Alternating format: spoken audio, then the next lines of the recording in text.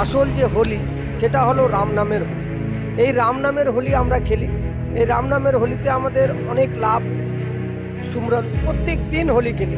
একদিনের হোলি খেলে আমাদের কোনো না, আমাদের জীবন যতদিনের শেষ নিঃশ্বাস পর্যন্ত আছে আমরা রাম নামের হোলি খেলি। সমাজে মানে একের উপরে রং তুলে দিচ্ছেন, নেশা করছেন, মাংসাহারি করছেন, নেশা জাতীয় দ্রব্য খেয়ে একের উপরে অত্যাচার করছেন, মানে বুঝতেছেন না, নেশাগ্রস্ত হয়ে অ্যাক্সিডেন্ট হচ্ছেন, দুর্ঘটনা ঘটিত হচ্ছে। 16 অধ্যায় 23 শ্লোকের মধ্যে বলা হয়েছে যে মনমানা আচরণ করলে বলে না সুখ হয়, না গতি হয়, না পরম শান্তি পায়। আমাদেরকে শাস্ত্রে অনুকূল ভক্তি করতে হবে। যেরকম রাম নামের হোলি যেটা বললাম আগে, যে আমাদের আধ্যাত্মিক তত্ত্বদর্শী সন্তের কাছেই পাওয়া যেতে পারে রাম নামের হোলি। এই রাম নামের হোলি খেলে আমাদের সর্বসুখ হবে, সর্বশান্তি হবে, সুখ সমৃদ্ধি পাবো।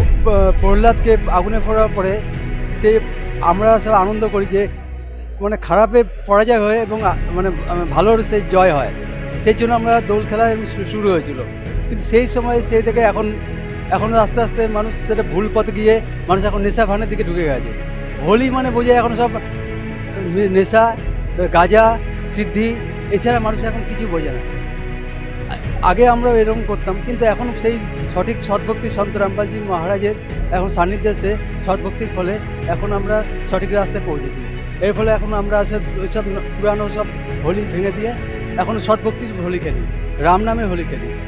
আমরা হোলি মানাই। আমরা প্রথম হচ্ছে গুরু ধারণ করে আমাদের যে গুরুজি মন্ত্র দেয় সেই মন্ত্র দ্বারাই আমরা মন্ত্র জাপ করি। আর এরকম আডম্বর আমার তৈরি, আমরা আডম্বর লোককে দেখানো আমরা এই হোলি করি না। এই তো হোলি হচ্ছে 2-1 দিনকার জন্য। 2-1 দিন কাদা গোবর মেখে শরীর খারাপ, চারিদিকে অ্যাক্সিডেন্ট হচ্ছে, এটা কি হোলি? এটা কি আসল হোলি? আমার মনে হয় না এটা আসল হোলি।